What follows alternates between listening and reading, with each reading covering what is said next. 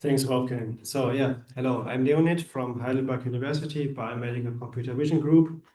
And yeah, this talk will be about our recent endeavors to streamline the user experience for reproducible image analysis in Galaxy. So our work in the past 1 to 1.5 years was based on 6 pillars. This included, of course, bringing new tools and new toolset versions to our toolset in Galaxy.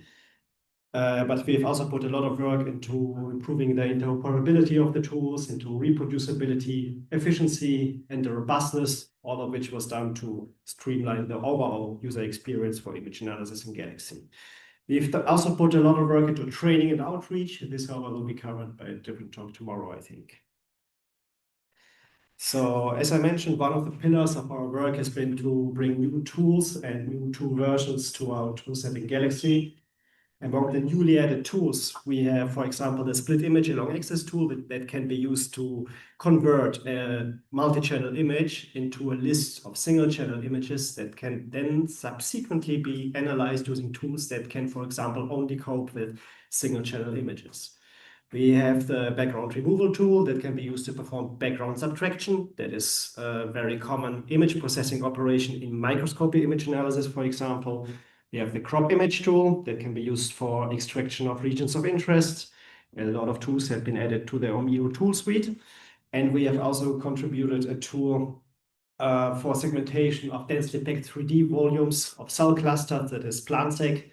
And last but not least, we now have ultralytics in Galaxy that can be used for image analysis using YOLO models and also for training such models. Much thanks to EE for adding this tool. On the update side, we have majorly refactored our tools for color deconvolution and spot detection. We have updated our integration of a tool for image analysis using models from the bioimage IOZoo. This now also supports 3D images, thanks to a loop. And our CellPOS integration has received an important update that fixes a reproducibility issue, and our Super DSM integration has been updated to the most recent version that hugely improves its efficiency. More on that later. So one of the highlights of our updated toolset is the now improved Omiro integration.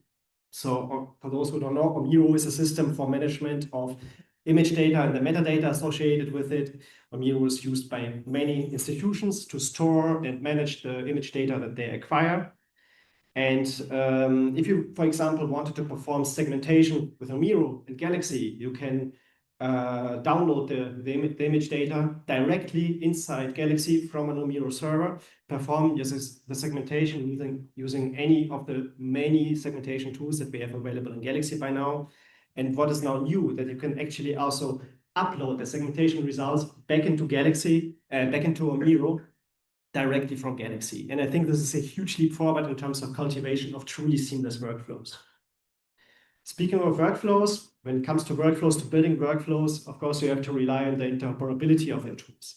And this is why we've put quite a lot of effort into improving the interoperability of the tools in our community. For example, we had this use case where we wanted to migrate a protocol for quantification of gel bands on Western plots from ImageJ to Galaxy. To do that, one has to first manually annotate the image regions which correspond to the individual gel bands, for which in Galaxy we can use in an interactive tool like QPath, for example. We also have a tool in Galaxy that can be used for quantification of the image intensities in the annotated image regions. However, this tool expects that the image regions are supplied as a so-called label map. That is a separate image that uniquely identifies the individual image regions by an individual color or grayscale value. Unfortunately, QPath is not capable of producing such images. So what we did was that we created a tool that converts GeoJSON files that QPath can produce to label maps. And this was done by Pavan. Thanks a lot to him for doing this. So one of the tools that we have updated our integration for in Galaxy is CellPOS. CellPOS is a tool for cell segmentation that uses a deep convolutional neural network to produce so-called flow field.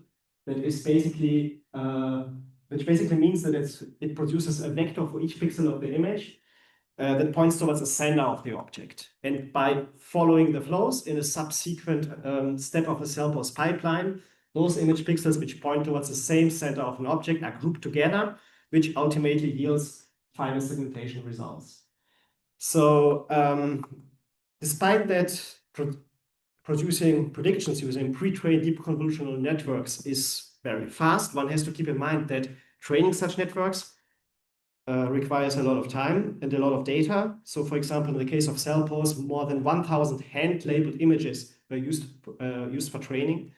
And it also requires a lot of energy for training such models. Besides of that, we have experienced a reproducibility issue with the cell pose integration in Galaxy, especially in Galaxy Europe. And since, I think this might also concern other tool integrations, which is why I want to draw some attention to this. So our cell pose integration is built around a cell pose Python module, and this runs inside a Docker container, which comes with NumPy that is built against MKL, that is the Intel math kernel library. Basically, it's a library that accelerates computations, especially linear algebra. And on Galaxy Europe, such containers usually run on virtual machines. And what we observed was that on Galaxy Europe, we obtained basically randomly diverging results for each run of the integration that we did. And as you can see, the results also diverged quite heavily. Most of the time, they were even useless. And what we also observed, and what was even stranger actually, is that when running the same integration without the virtualization layer directly on the bare metal, that we consistently obtain the correct results. So at some point, we also noted that fixing the number of threads that MKL uses internally to 1 fixes the issue. This kind of indicates that there might be a concurrency issue inside of MKL, or maybe a layer below it, so maybe a race condition or something. But we don't know for sure. It might as well be an issue with the containerization, virtualization, the hardware, or some weird interplay of those. But the take-home message here is that if you have tools which use MKL, it might be worth double-checking that the results that the tools produce are consistent in terms of the reproducibility. Another tool that we have in Galaxy for cell segmentation is SuperDSM. In contrast to cell pose, SuperDSM does not require training, but instead uses deformable shape models. It performs shape decomposition via energy minimization. To do that, the deformable shape models are coupled with the image intensities using a convex logistic loss function, which is particularly advantageous because it permits convex optimization when it comes to energy minimization. And this means that the globally optimal results are obtained regardless of the initialization of the underlying numerical optimization scheme.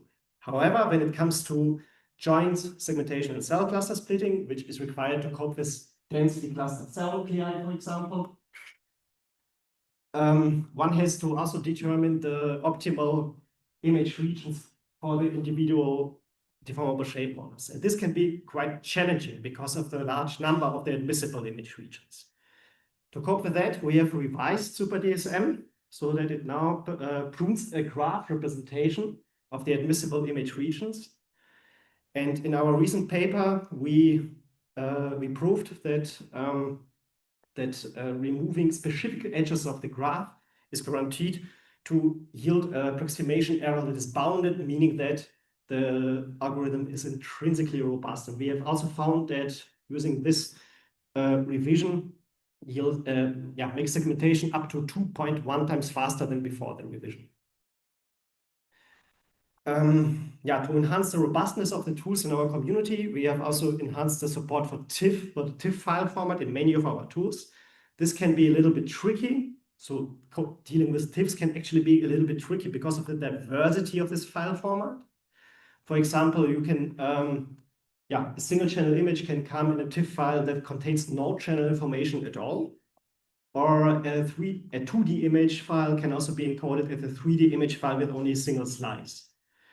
And many of our tools now treat such cases more reliably. We have also extended the image metadata in Galaxy, which now, for example, includes the number of channels of an image. This means that you can now start defining constraints in your workflows or your tools. Like, for example, an image has to be specific, is required to have a specific number of channels. Like maybe it has to be a single channel image, if this makes sense, or it has to be an RGB image or something. And Last but not least, of course, we also had a lot of bug fixes, as I mentioned before. So we fixed the support for 3D images in our tool for inference using bioimage.io models, again, thanks to Anoop. Yeah, so to wrap up on our recent endeavors and developments, more than 11 tools and tool suites have been added and or majorly updated. We have improved the interoperability of our tools to facilitate building workflows.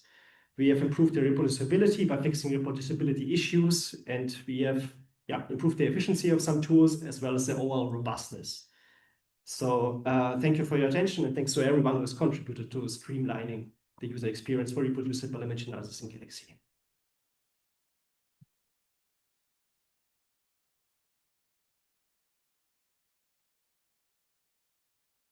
Good work. Thanks. Questions?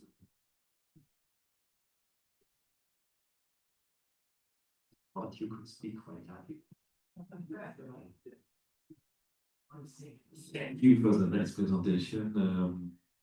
We were working with colleagues from Imaging for biodiversity and ecology because we have a lot of related questions around data or media, in fact, like picture, like that. So it's really interesting to see the work you have done. And there is a lot of questions, but one thing that is really interesting for me is to look at capitalizing on what you have done for bioimaging, for imaging, to reuse it in the context of ecology, in fact, to deal with treatment of images, to annotate or to launch AI models in it, but also in the metadata management and or on data types management. In fact, I see the GeoJSON, for example, or also looking at TIFF data we can have. So just a general question on how you think we can go forward to be sure we can take the time we need to evaluate where we can capitalize on what you are doing and where we need to develop our own things, in fact.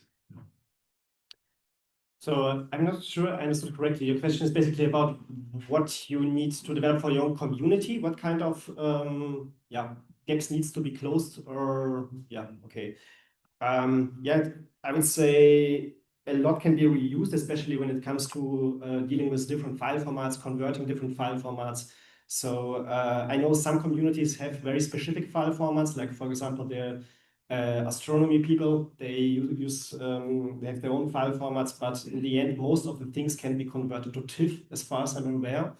And luckily, we have tools that can do that. So they can cope with many different file formats that can be converted to TIFF and vice versa. Like, for example, there's a bioformats converter that we have in Galaxy, on Galaxy Europe, that can be used for that.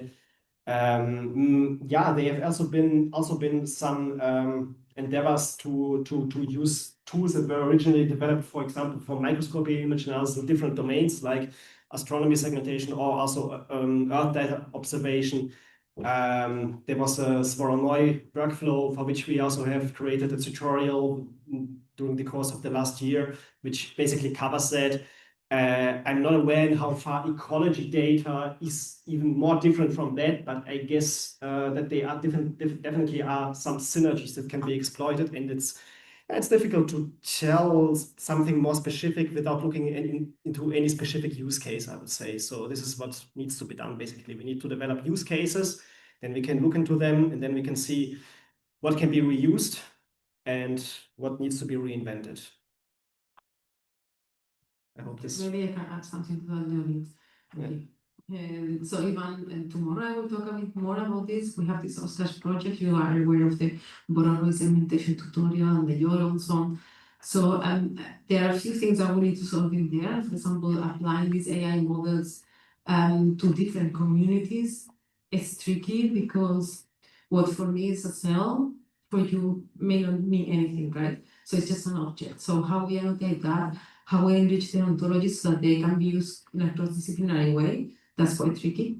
We are also in that project, and I will briefly mention this tomorrow in the presentation, and we are looking at the FAIR implementation profiles as well for each one of us. We have astronomy, Earth observation, and bioimaging, and we want to know each one of the letters of the FAIR how the data comes, what kind of formats we have, and how fair we are in each one of the communities. So that would enable this reusability. For the Borano segmentation was fine, but we want to do it for much more different type of tasks. So your input would be also useful to enrich ontologies and in general to contribute to the discussion.